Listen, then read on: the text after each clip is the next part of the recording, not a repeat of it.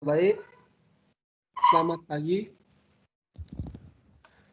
Pada hari ini kami akan mendakwakan sebuah materi yaitu faktor X usaha. Sebelumnya persilakan kami memperkenalkan diri. Ada di kelompok kami yaitu I Gusti Ketut Dana Aldi Pratama, Ajeng Fajarni Lamsari, Anggaran Satria Lairihi, Anjera Francisca Maria Doge, Yusa Okta Amanda, Gedeng Ngurah Suryadharma Intan, Wayan Juni Purtantara, Putru Riki Wiyandi, Waya Sudiarta, Wayan Agus Pramendra, itu saya sendiri, serta Putu Pandey Suanjaya. Baik, mari kita mulai. Nah, pembahasannya. Yang pertama adalah presentasi usaha faktor X. Lalu pengertiannya, menemukan dan menggali faktor X itu sendiri, sikap dalam menghadapi faktor X, serta tipe-tipe dan karakteristik dari faktor X. Baik, selanjutnya akan dilanjutkan oleh teman saya. Oke, terima kasih buat moderatornya. Saya akan membawakan slide yang ketiga, yaitu latar belakang dari faktor X atau usahanya. Pisang coklat merupakan makanan kecil atau cemilan yang disukai oleh banyak orang. Bahkan orang-orang barat juga telah jatuh cinta dengan pisang coklat. Harganya yang murah, terjangkau oleh banyak masyarakat, dan rasanya yang enak membuat pisang coklat ini menjadi salah satu peluang usaha bisnis kecil yang sangat menguntungkan. Terlebih di Indonesia merupakan salah satu negara penghasil pisang terbesar di dunia. Adapun tujuannya adalah untuk melestarikan makanan khas Nusantara sebagai ciri khas kebudayaan bangsa Indonesia dan mencegah dampak negatif makanan cepat saji. Dan visi misinya menjadikan makanan tradisional yang khas dari Indonesia yang mampu mencapai dan menembus hingga ke pasaran secara global. Dengan menambahkan varian rasa yang berbeda, maka pisang coklat beraneka rasa ini merupakan salah satu cara untuk menarik minat para pencinta makanan kecil atau cemilan. Oke, next.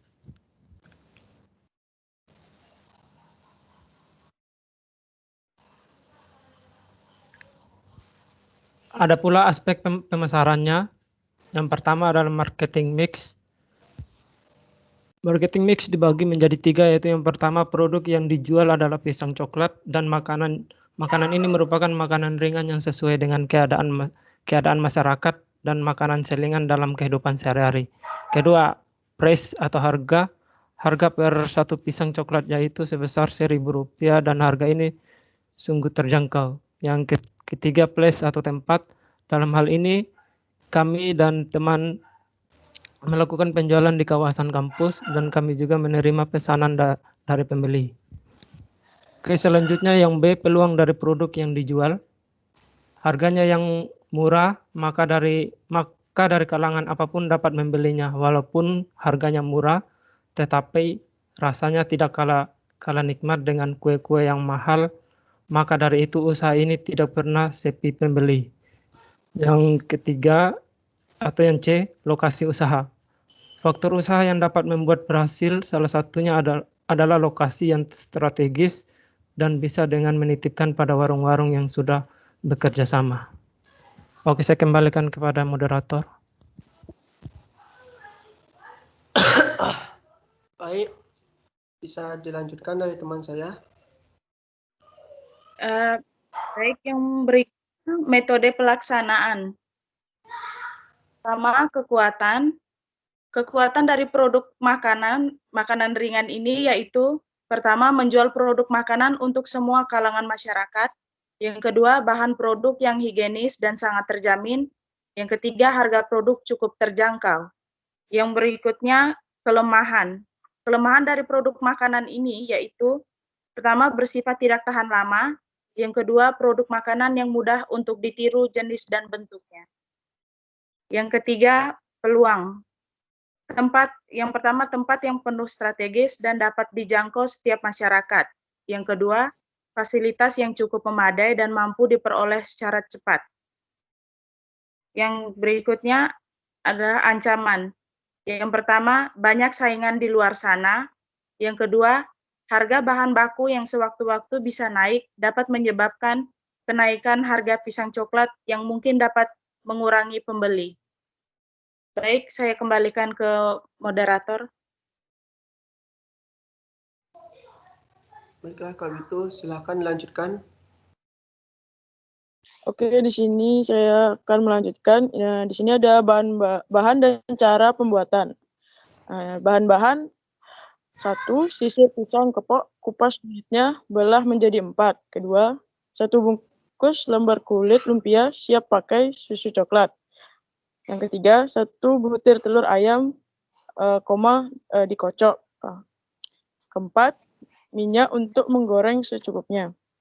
Cara pembuatannya: masukkan 1 bagian pisang ke dalam selembar kulit lumpia, tuangkan susu coklat sampai merata. Tambahkan 1 bagian pisang lainnya agar coklat berada di tengah-tengah. Gulung kulit lumpia hingga pisang terbungkus rapi. Olesi ujung lumpia dengan telur ayam yang sudah dikocok agar tidak lepas. Goreng pisang yang sudah dibungkus, kulit lumpia ke dalam minyak goreng yang sudah panas. Jika kulit lumpia sudah berwarna kuning kecoklatan atau matang, angkat dan tiriskan. Pisang siap untuk dihidangkan. Saya kembalikan ke moderator. Baik, terima kasih. Bisa untuk yang selanjutnya ada perencanaan ya. Baik, silakan dimulai. Ya, yang berikutnya perencanaan keuangan, yaitu biaya variabel per hari. Yang pertama, pisang 1 sisir seharga Rp8.000. Yang kedua, susu coklat 1 kaleng seharga Rp8.000. Yang ketiga, kulit lumpia 1 pak seharga Rp25.000. Plastik 1 pak seharga Rp5.000. Telur 1 butir seharga Rp2.000. Minyak goreng 2 liter seharga Rp21.000. Biaya total semuanya Rp69.000.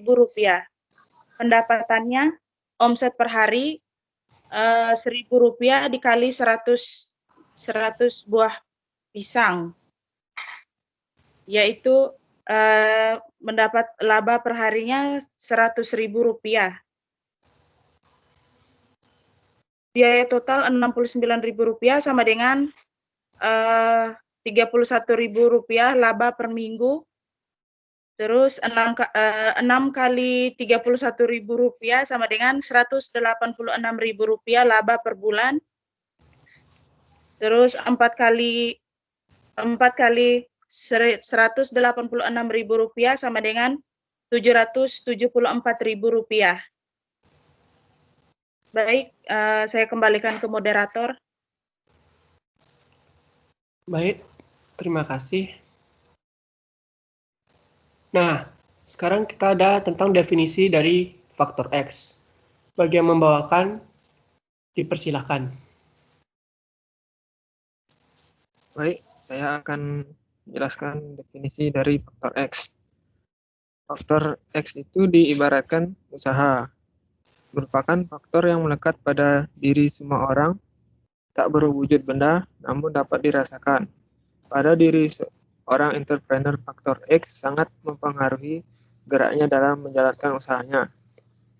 Faktor X itu melekat pada diri manusia masing-masing dan baru menjadi faktor X kalau ia berhasil menemukan pintunya. Di dalam berwirausaha, seorang pemula dapat diibaratkan sebagai seorang yang mencari pintu sukses. Yang dicapainya adalah sebuah keberhasilan menemukan pintu yang sesuai dengan minat dan masa depannya.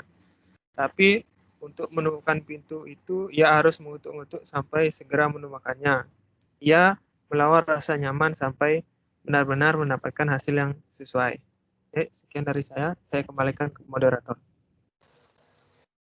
Terima kasih yang sudah dipresentasikan. Nah, selanjutnya ada grafik perkembangan dari faktor X. Bagi yang membawakan, Baik, untuk grafik perkembangan faktor X itu, yang untuk vertikal itu kualitas, X sama dengan usaha. Yang horizontal itu waktu. Usaha yang dibarengi dengan waktu akan tumbuh melekat pada manusia tertentu. Next.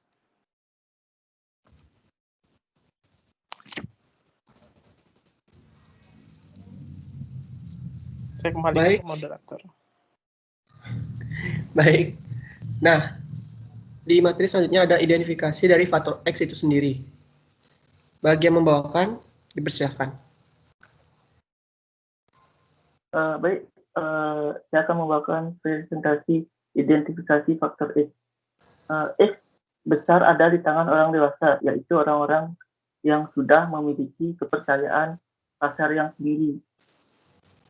Sedangkan X kecil ada pada diri kita masing-masing. Bentuk X pun macam-macam. Ia bisa berasal dari diri sendiri, orang lain, lembaga lain, dan sebagainya. Dari manapun sumbernya, ia bisa tumbuh menjadi besar dan sebaliknya. X yang berasal dari diri sendiri adalah bakat atau talenta, kerja keras, kejujuran, kecerdasan, keterampilan, penampilan, diri, dan kualitas suara serta pendidikan.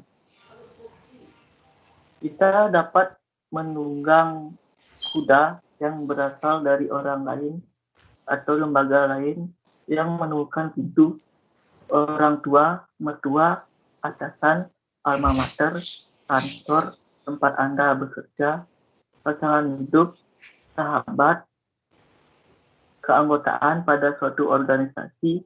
Carilah dan temuilah orang-orang itu. Jadikan mereka guru dan mentor Anda.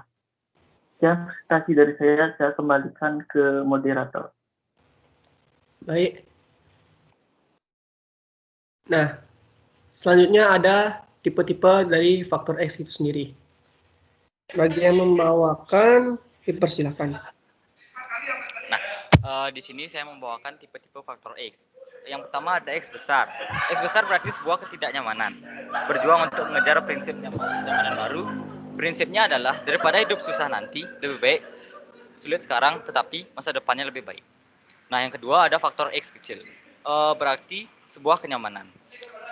Bila sudah nyaman dengan kondisi yang sekarang, tentu saja hidupnya tidak akan mengalami kemajuan. Baik, sekian presentasi dari saya. Saya lanjutkan ke moderator.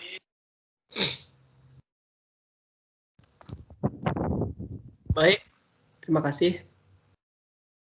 Selanjutnya ada sikap menghadapi faktor X. Yang pertama, bisa mendiamkannya saja. Orang yang percaya diri dengan bakatnya dan membiarkan pintu untuk menemukan dirinya, kalau dia beruntung pasti bisa berhasil. Selanjutnya, mengirim sinyal positif. Orang ini seperti diam dan menunggu pintu mendatanginya, namun sesungguhnya ia tidak diam.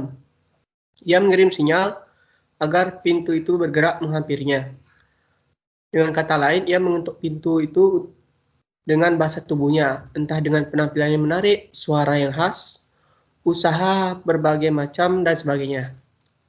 Lalu mencari pintu dan mengetuk pintunya. Nah, mereka yang sadar bahwa pintu yang diketuk tak selamanya terbuka lebar atau welcome, maka mereka selalu bergegas mencari pintu lain. Sama halnya dalam berusaha, selalu mencari atau mencoba hal baru untuk menemukan peluang bisnis yang baik. Sesaat di dalam perasaan mereka berbeda. Nah, di sini itu ada dua jenisnya. Ada orang yang sudah merasa nyaman berada di ruang tunggu. Ada juga orang yang sekedar menyadari bahwa ruang itu hanya sekedar ruang tunggu.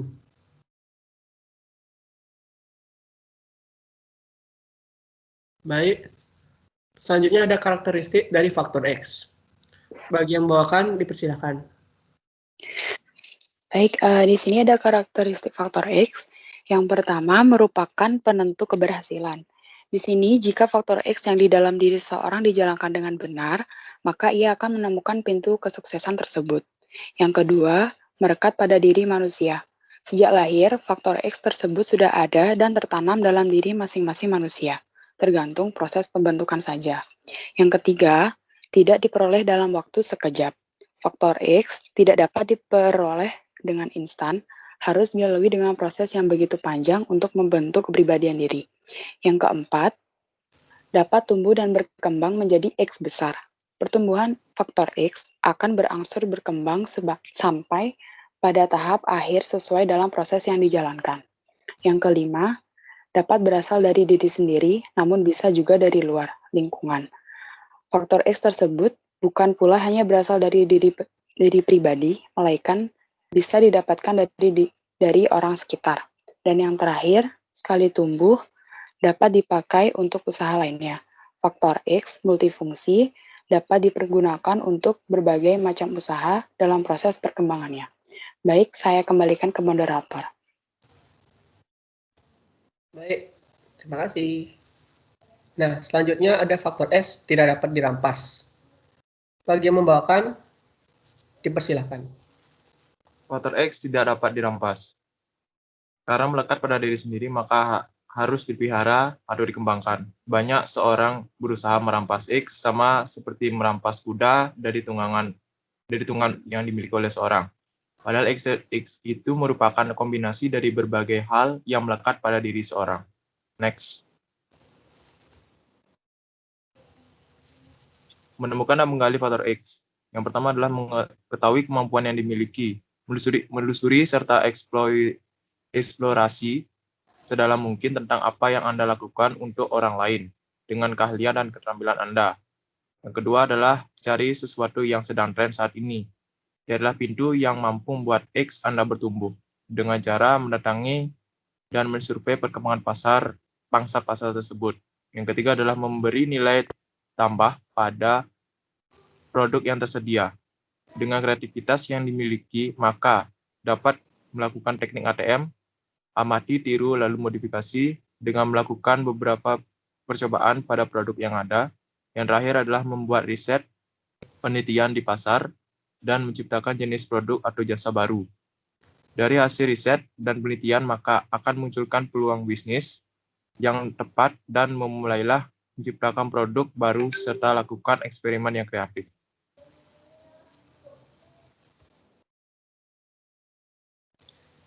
Baik, itulah presentasi dari kelompok kami. Maaf jika ada salah-salah kata. Terima kasih.